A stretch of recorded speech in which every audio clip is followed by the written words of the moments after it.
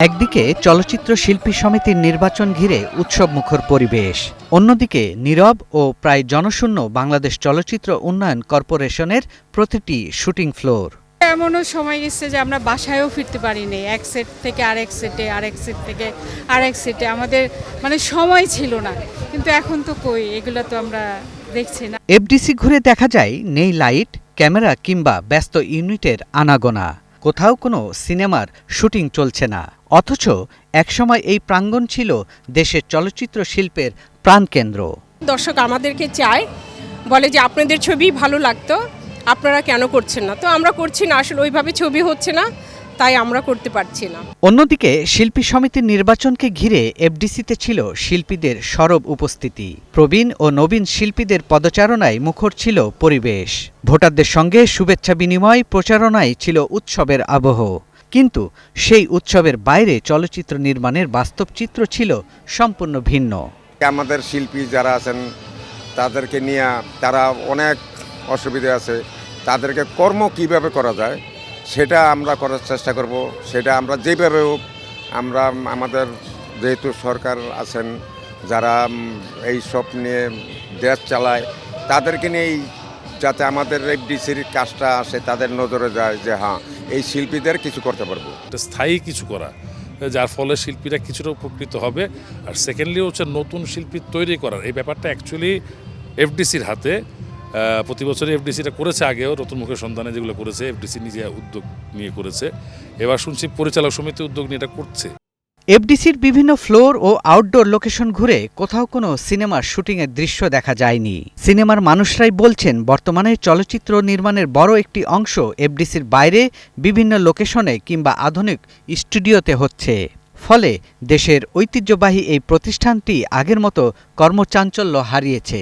শিল্পী সমিতি মানে খালি পিকনিক করা এটা দিয়ে সীমাবদ্ধ থাকে। এখানে যে শিল্পীদের কাজ হচ্ছে অভিনয় করা, তাই না? কিন্তু শিল্পীদের ভবিষ্যৎটা কি? এটা নেতৃবৃন্দ যারা ছিল তাদের এটা কাজ করা উচিত ছিল, এটা নিয়ে তারা কাজ করে নেই। গান, নাচ যেটা শিখতে পারে, একটা ভালো একাডেমি দরকার, এবং সেটা শুধু চলচ্চিত্রের কারণে, ঠিক আছে? ওখান থেকেই যারা নতুন মুখের সন্ধানে থাকেন তারাই কিন্তু বাছাই করতে পারবেন। চলচ্চিত্রের শিল্পীদের অনেকেই মনে করেন নিয়মিত মানসম্মত চলচ্চিত্র নির্মাণ কমে যাওয়া, প্রযোজনা সংকট, ওটিটি প্ল্যাটফর্মের উত্থান এবং আধুনিক প্রযুক্তির সঙ্গে তাল মেলাতে না পারার কারণে এফডিসির কার্যক্রম আগের তুলনায় অনেকটাই সীমিত হয়ে পড়েছে। যারা অভিনয় শেখাতে পারে, যারা উচ্চারণ শেখাতে পারে, কিন্তু আমরা তাদের প্রপার কাজে লাগাই না, আর খালি পলিটিক্সে জড়িয়ে যায়। ভালো ভালো লোকগুলো পলিটিক্যাল কালার খায়। আমরা আগে উদ্ধার করার চেষ্টা করতেছি যে শিল্পী সমিতিতে কোনো রাজনীতি থাকবে না, যেটা ইতিমধ্যে ইনশাল্লাহ সাকসেস হয়েছে। বিনোদনের ক্ষেত্রে যদি বাংলাদেশে সিনেমা এবং সিনেমা শিল্পটাকে সরকারিভাবে অনুদান দেওয়া হয়, কিংবা সরকার যদি এদিকে নজর দেয়, এই সিনেমা অঙ্গন আজকে ডেভেলপ হতে বেশি সময় লাগবে না। ফিল্ম অ্যান্ড মিডিয়ার উপরে আগে পড়াশোনা করা, এবং ইনশাল্লাহ আল্লাহ যদি মনে করে যে ভালো হবে, তবে একটি ভালো গল্প, শালীন গল্পের মাধ্যমে আমার ইনশাল্লাহ নায়িকা হিসেবে আসার ইচ্ছা আছে, যেটা কিনা মানুষ তার পরিবার নিয়ে দেখতে পারবে।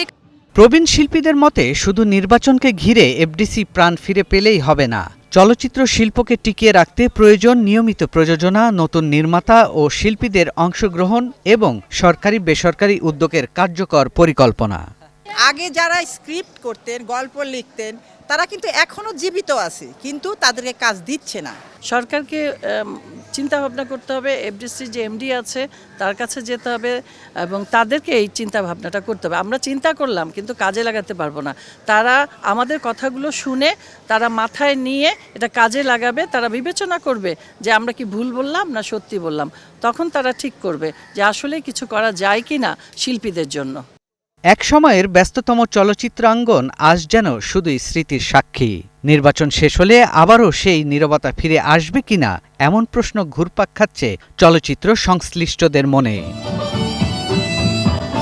একদিকে উৎসবমুখর পরিবেশে শিল্পী সমিতির নির্বাচনের আয়োজন চোখে পড়ছে, কিন্তু পুরো এফডিসি ঘুরে কোথাও সিনেমার শুটিং চোখে পড়ল না। এইবার যারা শিল্পীদের নেতৃত্বে আসবেন, যারা প্রতিনিধি হবেন, তারা বলছেন যে শিল্পীদের যে মূল কাজ অভিনয় বা সিনেমায় কাজ করা, সেই বিষয় নিয়েই তারা বেশি গুরুত্ব দিবেন।